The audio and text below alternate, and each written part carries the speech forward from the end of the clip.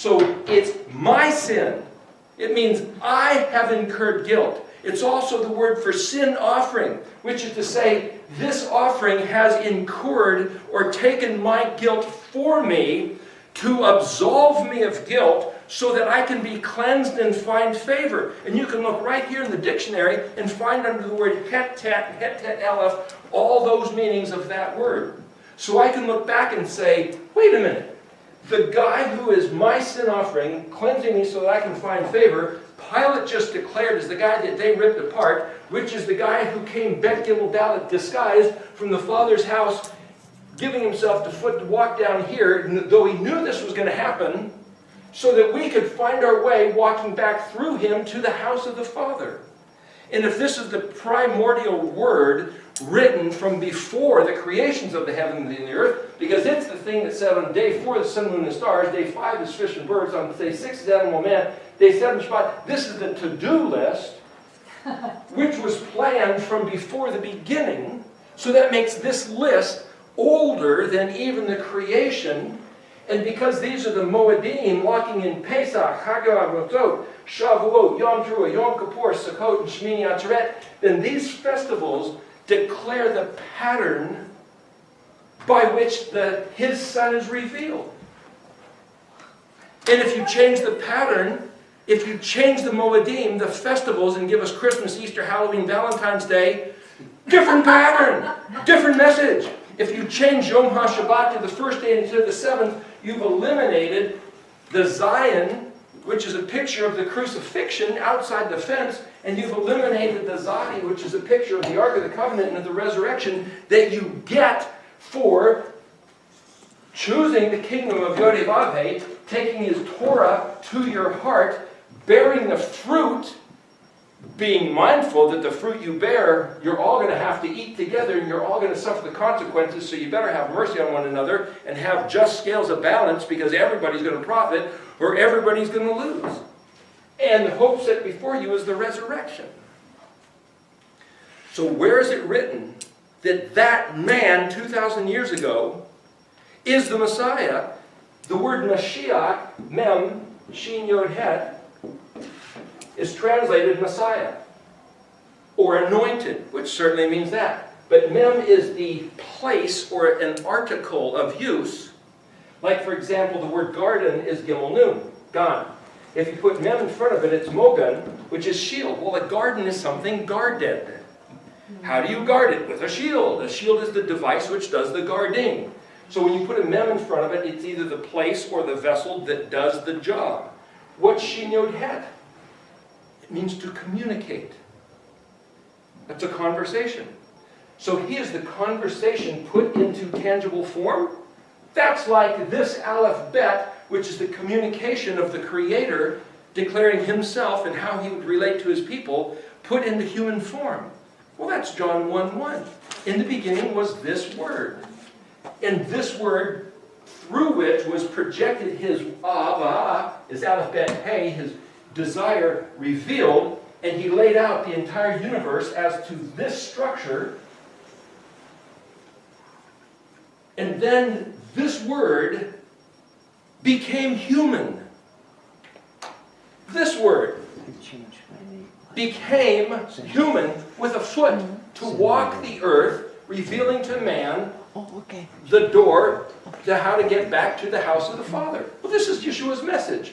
And then they put him to the weapon, put him in a tomb as my sin offering. So I can look at Tovia Singer in the face, or anybody else that wants to deny that that guy was prophesied, and see, here it is.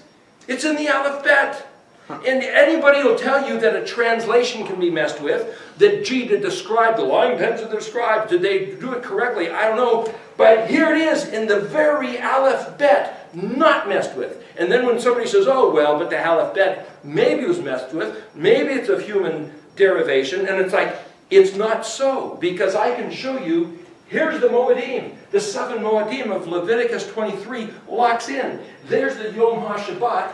Here's him coming down with intention, and Resh Shin Tov is him coming back with the purpose. And then if there's another question, I can show you Daniel 12, which if we have time I'll show you, and then I can show you Psalm 119, where it correlates all 22 letters in sequence, boom, boom, boom, boom, boom, to something David saw. And so it means that there was 22 letters. There's not 23, like they said, there's 2 letters I, and there might be 26 or 27. It's like blah, blah, there can be whatever. But here it is, fitting the pattern. So I can have absolute confidence that though the Christians might have messed it up, the Jews might have messed it up, the scribes might have messed it up, I can have absolute confidence in this pattern. And then, okay, I've showed you the days of creation, the Moedim, the Mishkan, and the Beatitudes. And I was thinking, well, there's 4 there. And 7 is the holy number. Maybe there's 7 places. So I started looking through the scriptures to try to find, where can I find cryptically or blatantly evidence of this pattern? I went way past 7. Well, maybe there's 12. I found 2, 3, 400, and it's close to 500. I stopped counting. I could show you Daniel 9:24. That's a real easy one. The point is, there's a message in this pattern of 7, and there's this other pattern of 22. Interestingly enough, if I take the Aleph Bet and say, well, 7 means to swear a vow. It's an oath. Go there, go there. Okay, so if I'm going to swear a vow,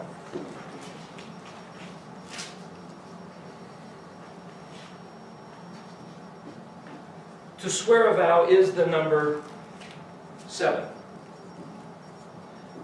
It's also the word for oath. It's also the curse you get for breaking the oath. It also means to be filled to overflowing, which sets up the phrase where Yahweh says that I give, my measure is good measure, pressed down, packed together, and overflowing. All that tells you this, which is the word for vow, which is the number 7. It's all the same meaning of the same word. Okay, we have the 22 pieces of the alphabetic sequence. If you look in Exodus 25, where he talks about how to make the menorah, he says, okay, there's supposed to be 3 of these branches coming out of the center, and there's supposed to be 3 cups. And there's supposed to be 4 in the middle one. And then 3 on each of these. Have you ever seen it drawn like that? What you probably have seen is 3 cups on the arms. And 4 maybe on this one. The same word for cup is also knob. Same word. Concave, convex. Which is it? Now let me ask you a question. Just playing around. If you had a lamp with a wick in it, with oil, and that oil started to run dry, or you're going to trim the wick, don't you have to snuff out that wick in order to trim it? But what if you had 3 cups for each lamp? You could trim one and have the other one burning, so the lamp would never go out. So what if the menorah actually had 3 with 3 wicks, but it said there was 1 reflector behind it to shine the light forward? Maybe. The Jews didn't make it that way, but what the heck? They don't even know who their own Messiah is. We can't look to them for everything. The point is, if there was 3, 3, 3, 4, 3, 3, 3, then there was 22 little bowls with 22 wicks. And that means you've got 22 divided by 7, which equals 3.14, which is pi, which has to do with a circle in the radius. And this word for radius of a circle is kufav, which is the word hope or tikva, or expectation, where it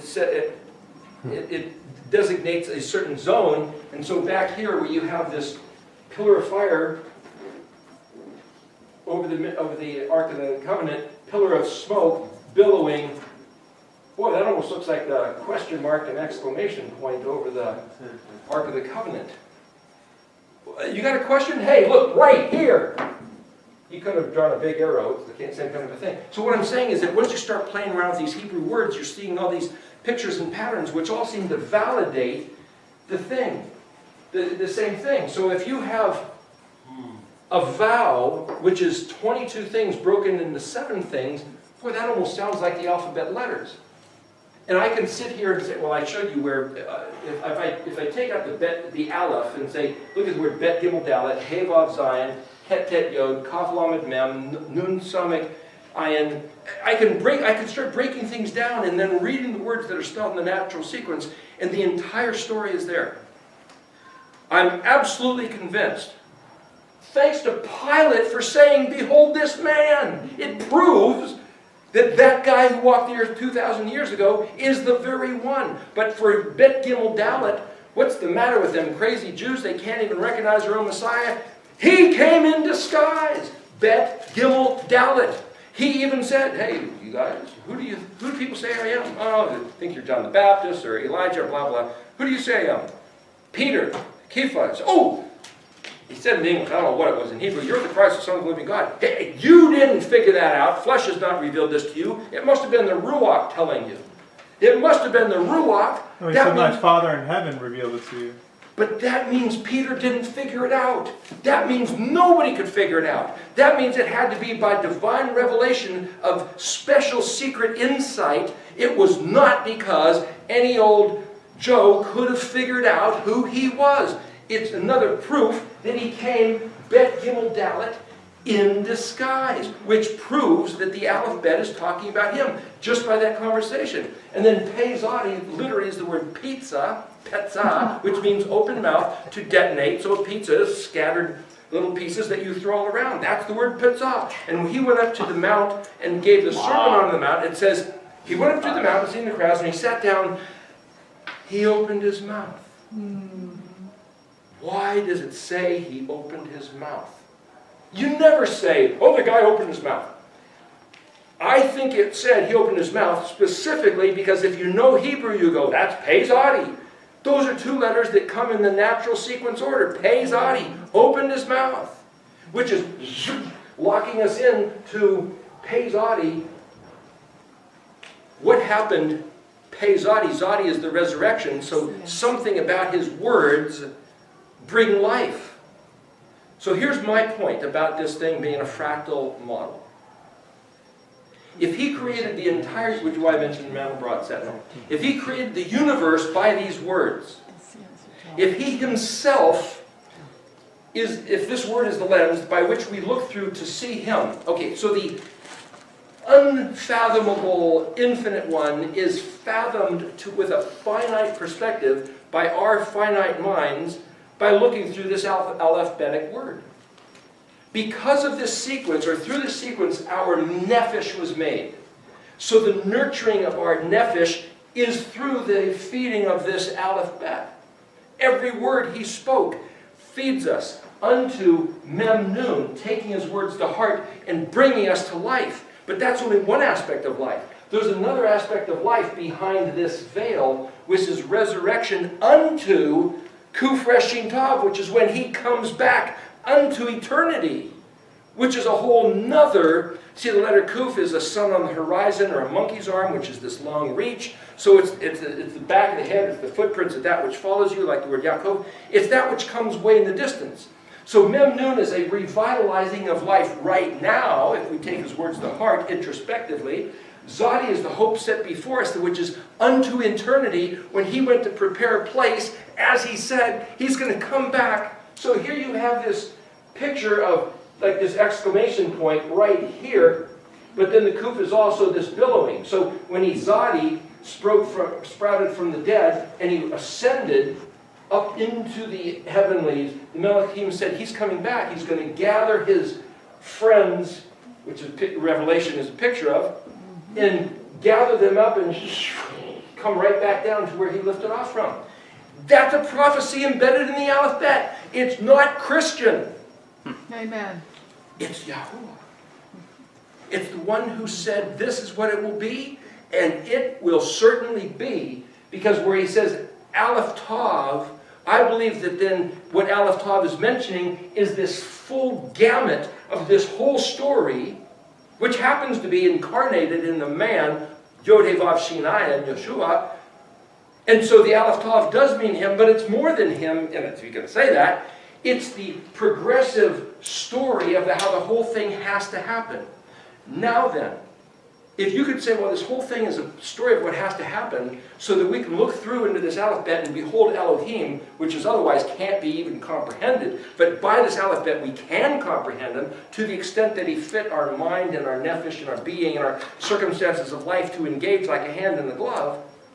And if Yeshua himself is the pinnacle embodiment of this whole word, well, he said Yeshua was his B'nai, his son, but so is Israel. In fact, he said Ephraim is his firstborn son. Which means we can step it down to another fractal level and say, well, this is the story of Israel. If this is the story of Israel, where is Israel today? Who is Israel? My son has to embody Echad with this pattern and project the truth about who is Yod-Heh-Vav-Heh, which is just like Yahusha mapped it out, which is just like the Hey, the Torah tells us, which is just like the other Hey, the Ruach, leads us into the truth. It all has to be the same picture. So if this is the same picture of Israel, where's Israel now? Well, Israel got sent into the tomb in Egypt, which is a model of Israel being sent into the tomb of the dispersion. And when is 3 days and 3 nights later, that just like Yeshua came to life out of the grave, just like at the end of our lives, the hope set before us, the ultimate resurrection is us coming back to life. But if this is a model of Israel, where does Israel come back to life?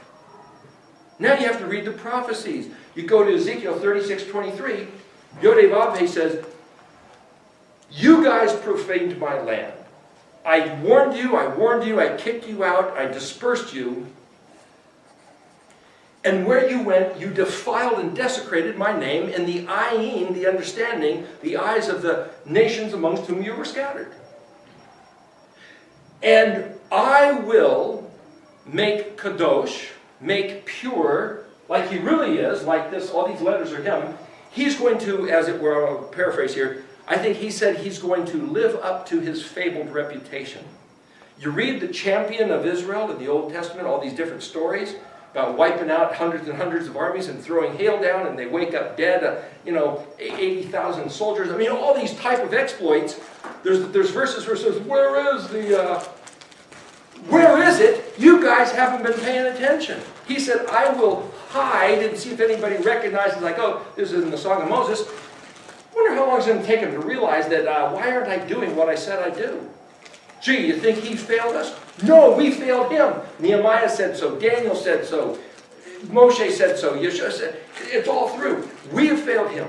So when we come back to these words, Deuteronomy 30, take them to heart, Memnun, then he will listen when we listen, and he will restore us the same way that the dead stick of Aharon blossomed. Not because it's the end of the world, it's the end of the coma. It's the end of us being derelict so that we can kohen to the world the great Shem Gadol of Yahuwah Kadosh. That's our job. In Ezekiel 36:23, when you guys do that, then I will step in and light this thing up, my paraphrase, that he will restore his favor and being the champion of us the way he's always wanted to be, the way he promised to be, that none of our former generations allowed him to be because we refused to listen, because we're being taught by bad preachers who don't seem to know this. But this is what he said. So we could choose to be the generation who listens, who regards his words, who glorifies him, and simply does what he says. And it's like, oh no, there's the law. Here, the word for law is spelled het, kuf. It means to imitate. It means to inscribe, like inscribed in stone. That's the law. Chok. Well, wait a minute. Het is this fence. And didn't I just go through the fact that this was the kingdom of Yod-Heh-Vav-Heh, of pure truth? And the kuf is the pillar of fire and pillar of smoke. Gosh, that almost looks like a lit treasure chest. But it's translated law. Chok. If the treasure chest of the kingdom of heaven and his presence in our midst is to be found as we simply keep his instructions and imitate his character, the way Yahusha came and modeled it, why are we told to leave it alone? Because our enemies don't want us going there. It's our enemies that's lying to us. It's our treasure chest of revitalization and life. The sprout, even if it was dead, it can resprout. That's the way He made it. And all we have to do is choose Him, repeat His instructions, and take it to heart, and then bear the fruit of light and voice that He can look at, put into the scales, and say, when you guys do mishpat, the scales of balance, you do zadikah, righteousness, and the scales of balance will mean that all the corruption that everybody else is doing, the wealth of the wicked will flow into you to fill up the scales of balance and make it equity so that you get zadikah, which means victory, deliverance, and salvation. If we do the mishpat of zadikah, which is righteousness, we get victory, deliverance, and salvation. And it has to work because that's the structure of the entire universe. But the bad guys in Hollywood will show you that the tough guys and wealthy guys win. It ain't so. We've been lied to keep us away from the words of truth, because as soon as we come back to the truth, the teeter-totter shifts and they lose it all. They want us to think that there's going to be a dragon and a tribulation that's going to burn us up and chew us up, and we better go hide in caves because we got nobody listening to us. That's what we've been told. I've been taught that my entire life. I can go back and read the same words in Daniel about this beast that's going to tear things up and chew it up. And as I was looking at it, I realized it's talking about publishing houses. This dragon is going to change the words and tear it up and lie to us to extinguish our hope. If we don't have hope, hatikva, we're not trusting Him, so it can't happen. If we come back to the words of hope, that we truly believe what He said, it's kind of like He's working with us. If we hope for what He said, that it allows Him to do what He said He wanted to do, and He's waiting for a generation to do it. And it's coming back to these Hebrew letters where the story is there, and it has to work. It can't fail because it's the fabric of the universe. It's His very kingdom. Yeshua Himself is the embodiment of all these matters. There's no way around it. I think it's an incredible insight. Hallelujah. Hallelujah. And nobody who denies Yeshua has access to this understanding. Because in Daniel 12, Daniel was told to hide the words. It's not video. It's not video, I know. Daniel was told to hide the words and seal the book until the time of the end. Until the time. Ayin Dalet, Ayin Tav. Until the time of Kuf Zadi. Kuf Zadi can mean the awakening. If Pei Zadi is this open mouth, Kuf is almost like this shackle around your neck, or this choke. It could be a necklace. It's a picture of many different things. But until the time that the shackle is released, hide the words and seal the book until the time. Okay, until the time what? Eyeball. Understand this is a door. Understand the door, and this is understand Tav. Well, if the letter Tav is the contract deal, the covenant that we signed up to, it's the vow that our forefathers signed us up for. Thank you very much. Abraham, Yitzhak, Yaakov, Moshe, and the rest of it. Thank you, because it was a great deal. Shalom. Sorry to keep going so long. You missed it. I'm waiting for you to clap. It's on Monday? Oh, no, he's gaining I'm energy. just getting He's excited. getting started. Well, He didn't come close to the morning like in the this. interest of time, I'm trying to talk a little quickly. Here's the point. If this is the Aleph Vav Tav, the letters of the alphabet, that articulate the terms of the contract, and the understanding of the terms of the contract is contingent upon ironing the Dalet. Dalet is a door. Dalet is a decision. Dalet is like this threshold where here's the door, you can choose this or that. What door? If Daniel was told to hide the words and seal the book, Ayin Dalet, Ayin Tav.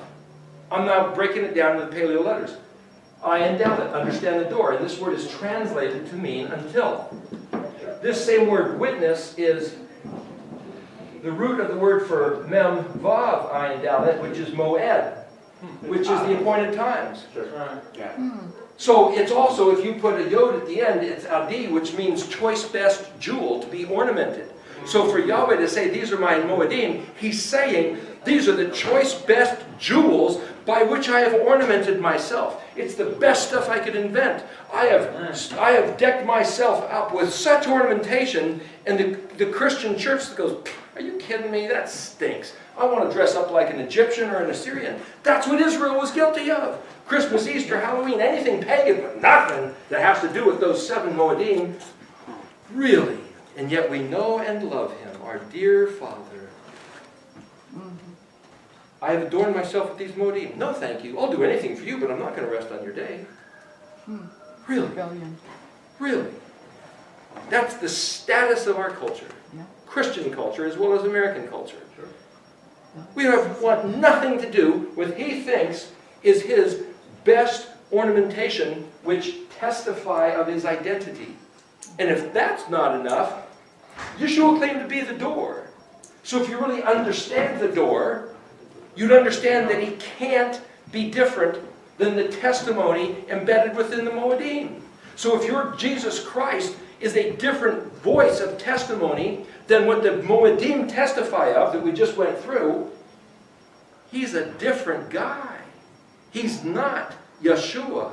The Mashiach, the Word incarnate, the communication made tangible that was sent from Abba's house to us to show us how to get back. So if you have Jesus Christ who has different Moedim, different testimony, different ornamentation, Christmas balls and Easter eggs of fertility symbols, instead of the 7 Moed of Yod He Vav He, you've got the wrong Messiah. You've got the wrong Savior. This is critical stuff. That's what the Jews don't want. That's what the Jews don't want. And when they say, you show me where he changed the day, well, it doesn't matter. It's like, it does matter. They're right about saying you're taking our Jewish children and making them Jews for Jesus. Can't happen. If your Jesus is the archetypal icon who represents the elimination and the changing of all this. That's why I don't use the JC word, because for me, Yahusha, or Yeshua, see, the word Shua means a cry for help. Yahshua is calling out to Yah for help. Yahusha, the word Shah is save, redeem, help, deliver. So Yahusha is Yahu, the word Yah, or Hevav He is the verb to be. So it's he who will cause to exist the deliverance. So when you call for help, that's Yahshua, make deliverance here. Okay, he will send Yahusha. So it's just grammatics, term. But nevertheless, if Pilate said, look what we did to this Alet et Ishu, that might have become Greek, I-E-S-U, and then they add another S because that's Greek masculine singular, Isus, maybe. Doesn't matter. They didn't recognize him, but they certainly played into the prophecy that's embedded within this Aleph Bet. So when I saw this Aleph Bet, I realized I must keep these Moedim. The same way he said, eat unleavened bread for a week, and so the Torah will be in your mouth. Walk these 7 Moed, and so the kingdom will be right there where you walk, under your feet. You're in the kingdom. Yeshua even said, kingdom of heaven is at hand. What did he mean by that? That's why this little graphic here, you got the eternal part, the Aleph through Hey, this is what I'm going to do. Then you got the Resh Shin Tav, the part coming back. But in this present darkness, of Vav through Kuf are these transitional letters, right? The Vav is the bridge, the crossover, and the Kuf is raising up. So that's, joining the heavenly realm to the earthly realm. But within the realm of darkness, you've got the Moedim. Het Tet Yod, Pesach, blue. Kaf Lamed, Torah, purple. Mem Nun, Shavuot, the red. You got the creator, the Torah creator who expressed, the Yod who expressed himself, Hey, with the Torah. Then the Hey, the Torah incarnate, Mem Nun, as Adam. And then Yeshua giving us the one who leads us into the truth. The next Hey, Samak Ayin Pei. Well, there's the 6 Moedim, and then Shemini Atzeret. The word Shemin is 8. It's also the word for oil. It also means consider, count, evaluate, assess this. So when there's the 10 bridesmaids, 5 of which you had oil, they had Shemin. That's the word for oil. Well, if 5 had Shemin, they had oil. that could be read as they had the consideration of evaluating what's going on, and the other 5 didn't. Because what? Shem, She-Mem is the word name. It's also fame, renown, reputation. All this stuff is his Shem. The 7 Moedim are his Sem. Yom HaShabbat is his Shem. It's his stuff. And so for the Christian church at large to say, we got nothing to do with that. What? You have nothing to do with the very one you claim to be the representative of? Well, then you got the wrong guy that you're representing. Yeshua in the book of Revelation said, anybody who makes or develops or propagates falsehood has no place in my kingdom. No place in my kingdom. That means if you change the testimony, you're not his. I think we lost you on the little guy. That's fine. Okay. You're still recording elsewhere. Go. Bad understanding. So if you're not his, I am not personally saying that if you don't keep the Moedim, you're going to burn in hell. I'm not saying that. I'm not saying that if you think you're a Christian, you're going to burn in hell. I'm not saying that. I'm not saying that you have no place in his kingdom if you don't choose to enter his kingdom and take his words to heart. I'm not saying that. You have to ask, what are these words telling me? I'm just pointing out what these words are saying. You can figure it out for yourself. Good idea. It's serious stuff. Because Yeshua said, half the bridesmaids don't get in. And yet, it's taught all you have to do is believe. Didn't all 10 believe? All 10 were there. All 10 were waiting. All 10 were expecting. All 10 had their oil in their lamp. Oh, they just didn't have enough oil. What about the blood? Well, if it was really the Holy Spirit, why didn't the 5 that have it just lay hands on the 5 that didn't and say, be imparted, boof, now we all have oil, let's all go in. That's the model, right? But it didn't happen. Why? Because something's wrong. Something is wrong with the teaching, with the model. Anyway, the upshot of the whole thing is, there's something in this language which reveals the truth. There's something in this language which is who we're supposed to be and how we're supposed to think. And if we ponder the spelling of Hebrew words that he's given us in his Torah, or just read the dictionary. Just go to Israel and read a road sign. There's something about the spelling of words which is engaging him the way he revealed himself. And there's a benefit, a merit, to any degree that you do that, even if you just contemplate the alphabetic letters. So if Yeshua claimed to be this door, then this means understand that Yeshua, this is the way I'm reading this, understand that Yeshua, the true Messiah, is the one described when you understand these letters. And the letters are not just ox. Here, I'll tell you what the pictographic letters mean. Aleph is ox. Bet is house. Gimel is camel. Dalet is door. Hey is behold or the, like a window. Vav is nail. It's a conjunction like and. Zion is a weapon. Het is fence. Tet is something round. They say snake. It's like a full basket. Yod is a working, grabbing hand. Kaf is an open palm of a hand. Lamed means teach and learn. Mem is water, like a womb. Nun, the word dag is fish. This nun is like a fish. It jumps out. It's this vitality, this springing, living, multiplying thing. Somek is a support, like a trellis. Ayin means eyeball. It's to comprehend, understand, weigh, and balance. Pei is a mouth, that which opens. Zadi is a fishhook or a sprout, like Aaron's rod that budded. Kuf is the back of the head, sun on the horizon, that thing in the distant future. Resh means head, like somebody's head or the head of a mountain. Hey, Resh is the word har for mountain. It's like, hey, look at that thing that's sticking up the promontory. Sheen is teeth and fire, that which consumes. And Tav is a marker, a sign. That's the meaning of the letters. That's what those words actually mean.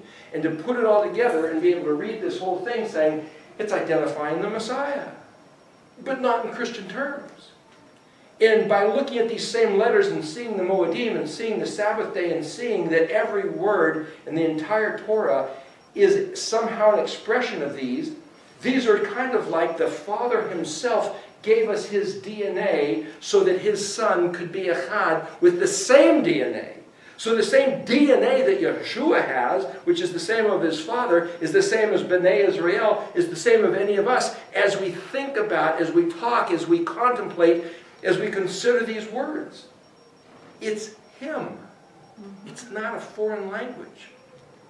It's that which is we are composed of and will bring back. The word shafah, shin pei hey, is the language, which is tongue, which is referring to Hebrew, and it also means to restore to health and cure from lunacy. Lip, language, tongue, it's referring to Hebrew, not the Lashon of other languages, but it's the Shafah of the Hebrew language. So I think if we study this Hebrew, it will restore our minds. It will hopefully keep anybody from getting any kind of dementia or Alzheimer's. Learn Hebrew!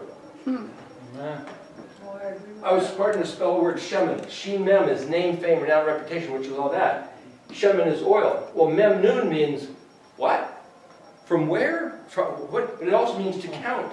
So this whole thing means count or assess or appraise the value of. Memnun is mene tiklu farsi. Mene is to count, weigh, measure, number.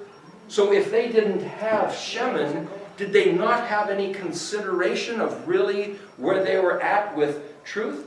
For what it's worth, just so you know, this word Shemin, which is count, appraise, and evaluate, this other word, ayin resh kaf, Eric, as in Ericology, ayin resh kaf means to consider, to count, to measure, to weigh, to assess, to determine its value, to put it in order in a row, to assemble it in such a way like these graphics where you can actually see it, appreciate it, and know what it's worth. That's what your name means? That's the word Eric. And your parents knew that when they named you. Well, the interesting thing, if you look at Aleph Resh Sometimes Kaf, it it means just happens that way. It's a miracle. Aleph Resh Kaf means long-winded and it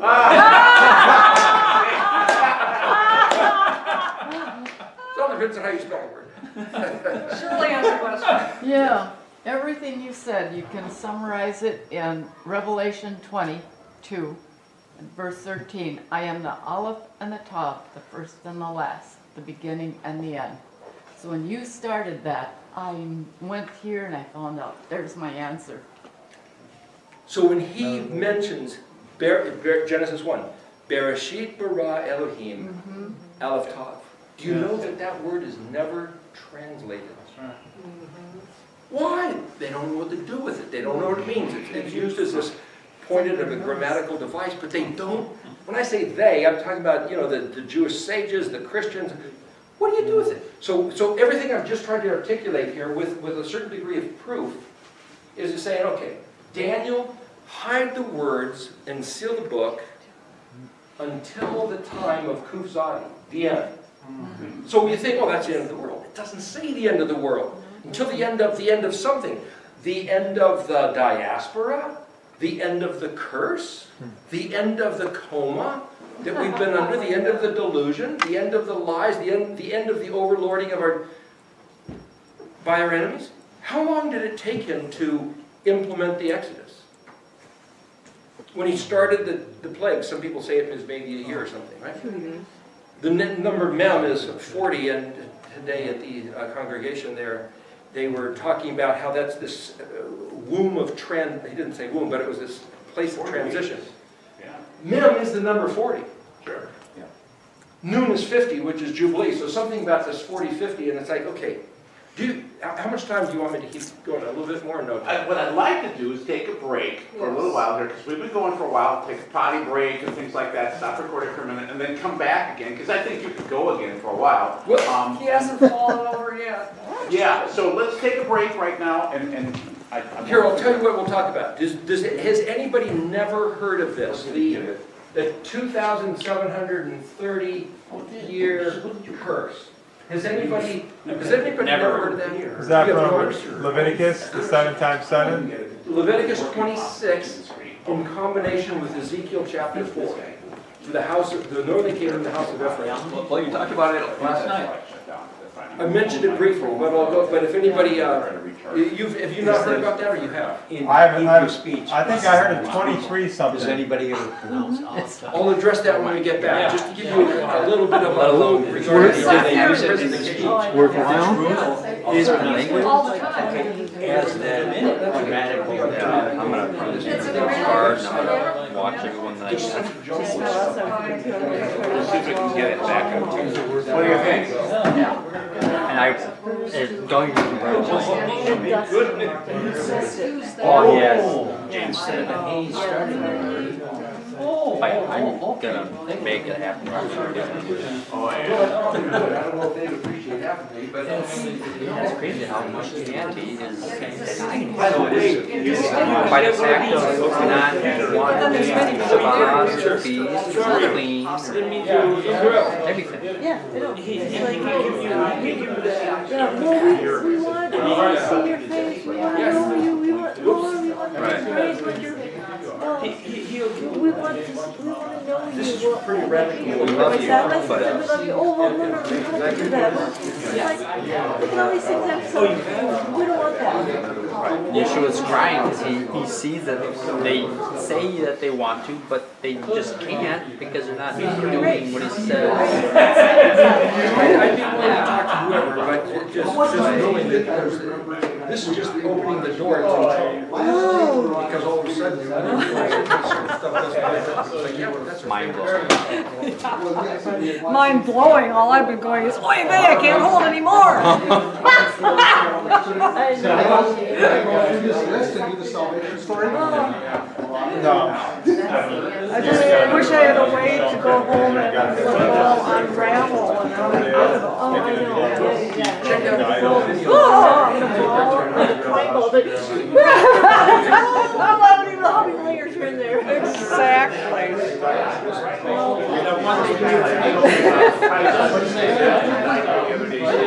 It's really cool.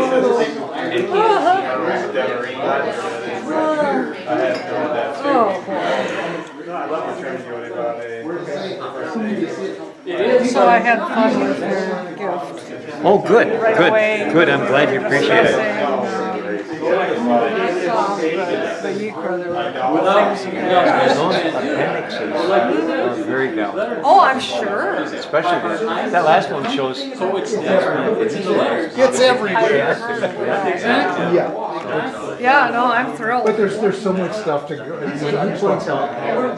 think we all are. We're all just like, okay, Father, help me to remember that it's going in, but just let it. Three full pieces. Right. Yeah, That's the one right. I spent Yeah, almost those 3 hours things that I spoke about last night for just a few hours. And now